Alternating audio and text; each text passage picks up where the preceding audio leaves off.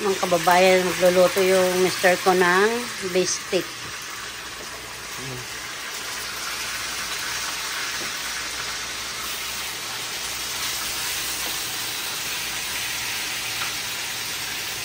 Prito, tsaka nagluto din siya ng noodles.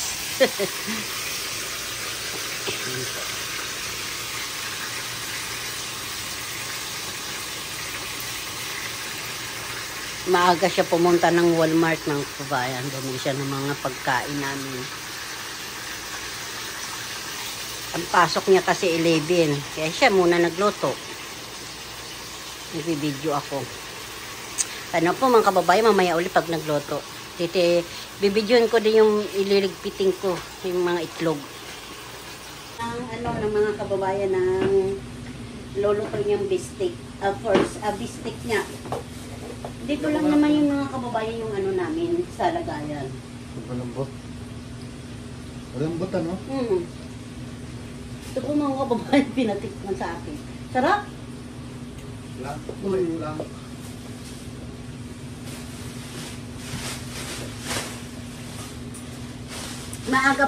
Maaga pa po dito mga kababayan, alas 7. Alas 8 naman ang mga pasok. Alas 8. Alas 11.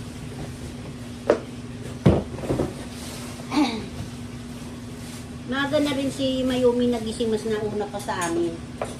Ngayon, nandun natulog na naman. Nandiyan kasi daddy niya, di okay. Daddy niya nagbabantay.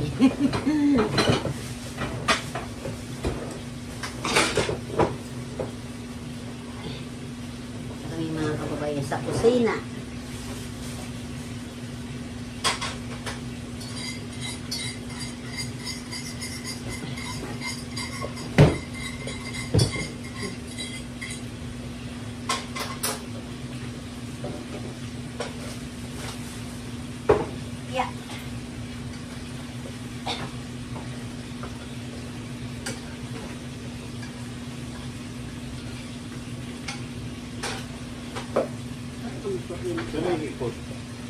Ayun, asa ba?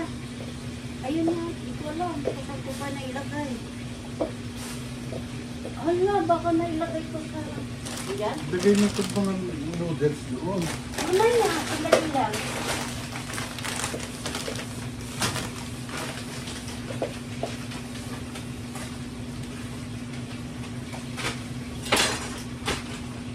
Ito mga kababayan, nabili namin sa nabili na mister ko ng ito po, itlog po ito mga kababayan. Ayan.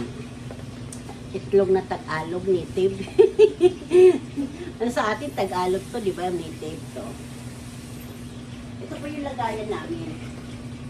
Ito ilalagay ko dito.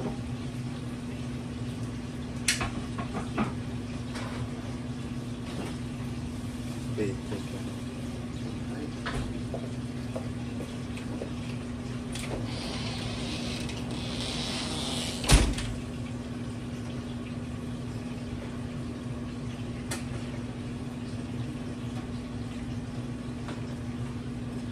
Mabilis lang po ito maubos sa amin kasi ito mabilis maluto.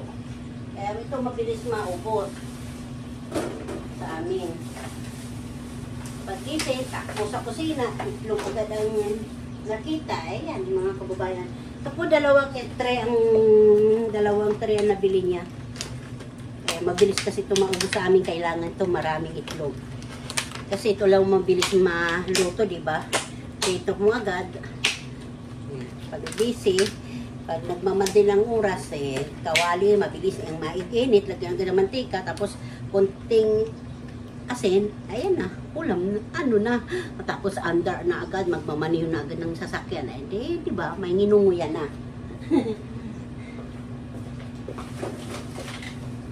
Dito, hinahabol ang oras mga kababayan.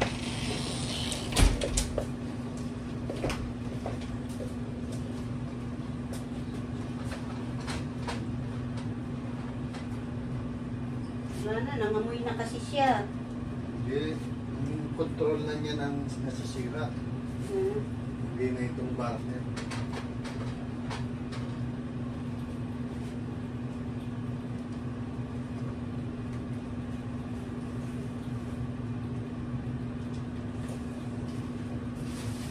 Ito po mga kababayan, di ba punong-puno yan. Ilang araw lang ito, wala na agad. Lalagay ko ito sa freezer. Hindi ba't inilalim mo ng puti? Mga ano, hiniharap mo na sa atin. Harap lang. Kailangan mo na yung luma. Bubulok yan. Yeah. O dito na lang sa hipon, baka lalagyan mo. No?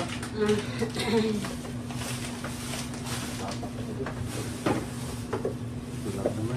Ito yung binili niya mga kababayan mo. Ito yung baka, yung buto-buto po ito mga kababayan. Masarap po ito ilaga, para po yung bulalo. Halo ng pitsay, patatas, bagyo pitsay, repolyo, kung ano lang gusto nyo ilagay dito sa gulay. Sarap ito mga kababayan. Lalagay ko dun sa kabilang unit kasi dun ang, dito kasi marami na puros na mga pagkain ni Baby Mayumi na andyan. Ito yung noodles, binibili niya. Sarap ito mga kababayan na noodles.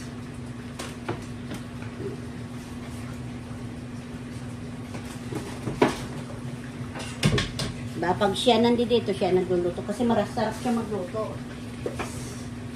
Aray ko! Pero kung matanda na, masakit na likod mga kababayan.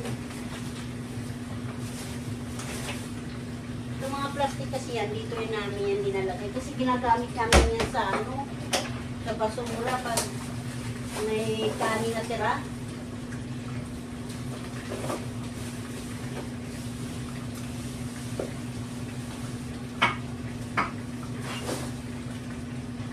Ano po mga kababayan, mamaya po ulit. Dito lang ba kayo mag-abang? Ayun lang oras sa pa.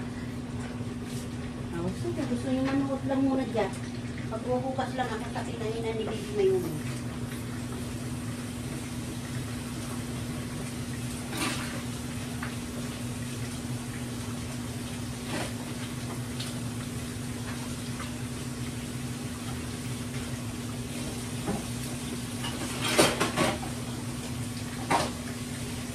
Tapos, siguro pag hindi mainit, wow, sarap mag-uking-uking ah.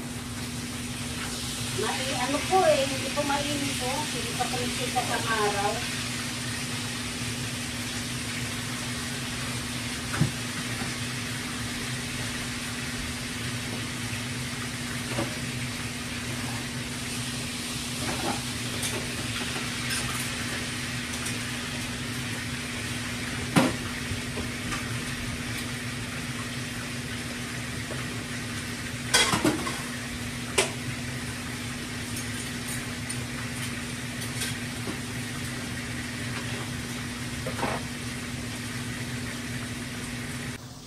Mga kababayan, diba? Sarap-sarap na.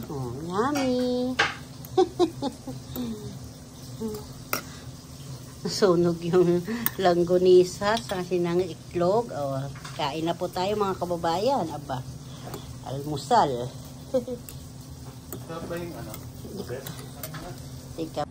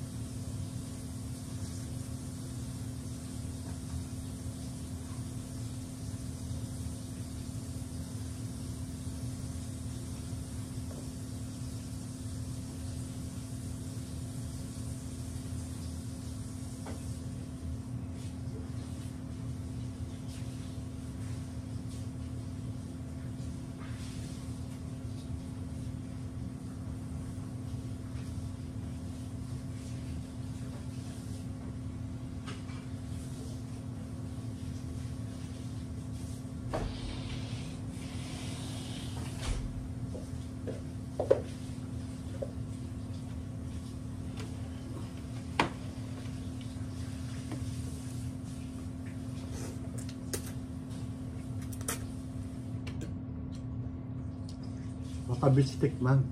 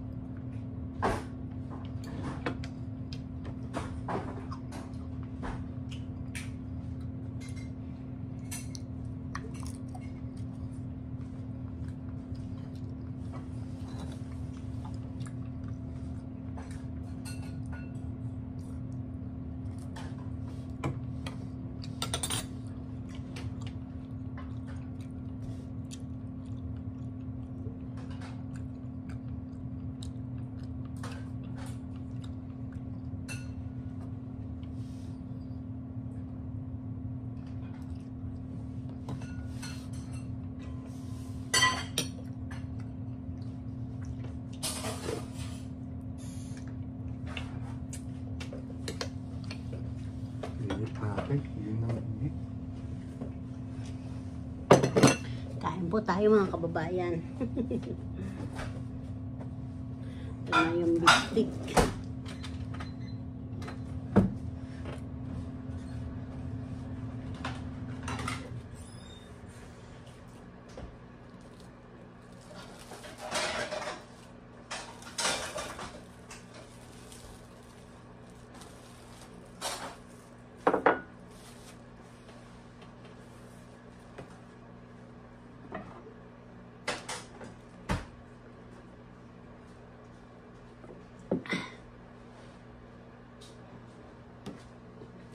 Or pinalo.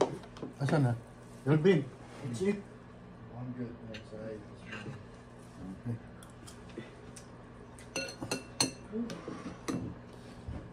Ever since I've been back from Japan, I've been waking up super early. What? I know.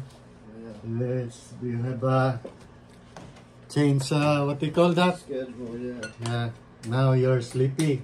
Yeah. No. I was going to sleep at like. Why don't you eat first? I already ate. I'm not going to sleep. I've been going to sleep at like in the afternoon, like 6 Oh, yeah. p.m. Because what do you call that? The day there is night. Yeah. Well, the day before we left, I stayed up all night. Hmm. To flip Because you want to yeah. recover again here. When we got to Detroit, Yeah. I went straight to sleep, and it was nighttime, so that was good. But now, Well, I mean, it's better now. that's better now. You know, I'm still going to sleep in the afternoon. I just got to push it back a little bit. But I think today I'll be fine. I'm just tired from traveling. We're planning to go fishing, but Yeah, when? yesterday, but I'm still busy. I wouldn't have made it either. Oh, my sister coming here on Oh, yeah? September 6th. Mm. She want to go to camping. And exactly, I don't know if you have up on Saturday, Sunday? Yeah. Can you up it? Yeah. Saturday, Sunday we go Yeah, I can be off. camping. Yeah, I'd probably take a couple days off. I told to Jasmine, okay. My sister staying here 1 week. Mm-hmm. She's from California. Yeah. Then okay, I'm gonna check to my son-in-law to plan where we can go. Well, I'm in vacation too. 1 week. Good. There's not a whole lot here. There's stuff out west, and then there's stuff out east. It's okay, but not too far. Maybe 2 hours. I'll have to look somewhere in that range. Yeah, he wants to go to the mountain. But this is That's we 8 don't have hours. mountain here. 8 hours away. 8 hours, yeah. The Rockies. We need to go do that though. We've been there in Jasmine. I don't know where that park. It's very nice. They have a tower to go up. Oh, the Platte River. Platte River. They have a campsite there, right? Mm-hmm. The other side, the other. That's what I want to do, and it's really big a river there, a Mississippi River. It's no, it's the Platte River. It feeds into the Mississippi River. Yeah. It goes south of The us. connect to the Yeah, Mississippi so- River. So It's- the Mississippi runs north and south, Mhm. and then the Platte River runs south and into So the, they they converge. can we go there camping? Yeah, we can go camping there. We went to a place 30 minutes away, but It's I've been- nice. It's good. okay. They have fishing there too. Yeah, they got some lakes there that you can fish, or little ponds you can fish in. It wasn't too bad, but I'm just always looking for like a better spot, you know? Good for overnight too. Huh? Overnight too. Good for overnight Yeah, You it's, go- it's decent. It's decent. for But I barbecuing just- something. Oh yeah, you can do all that. I just don't like campsites with a lot of people. I know. I like camping with nobody around. That's why I want to go to the Rockies, up in the mountains. But it's how many hours? Eight hours Oh away. shit! I've been watching in North Dakota. It's very nice there. Yeah, But when I search it, 10 hours yeah. from here. Well, Jasmine and I went up into South Dakota one time, and as soon as you get into South Dakota, it's flatter than Nebraska. Oh, It's flat. but you know the Devil's Lake? What's like Devil's Lake? Davis Lake? River. That's what they call the long river there. They cut some white bass, pike. So there was, I saw an article, Zorinsky Lake. It's around here somewhere. Tapos ako na. Somebody caught a muskie in it. Around here? Where? I gotta look. I sent Jasmine the article. This was a couple days ago. Ano, mommy? You know what a muskie is, right? Yeah, the big Like- one, the yeah, long like one, like a the long nose. Yeah. 13 miles away. No, not too far. No, Good. it's in the middle of Omaha. It's a pond or river? It's a lake. A lake? Yeah. Right. Yeah, I want to go check it out.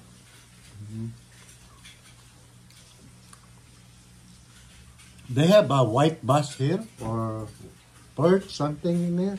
There's white perch. White perch we have? Yeah, That's they're true. invasive.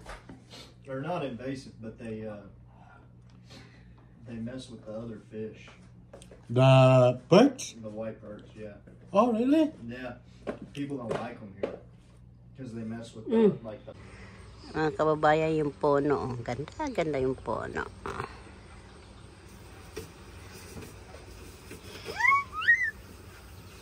Bagong grass cutter yung ano, damo. Yan.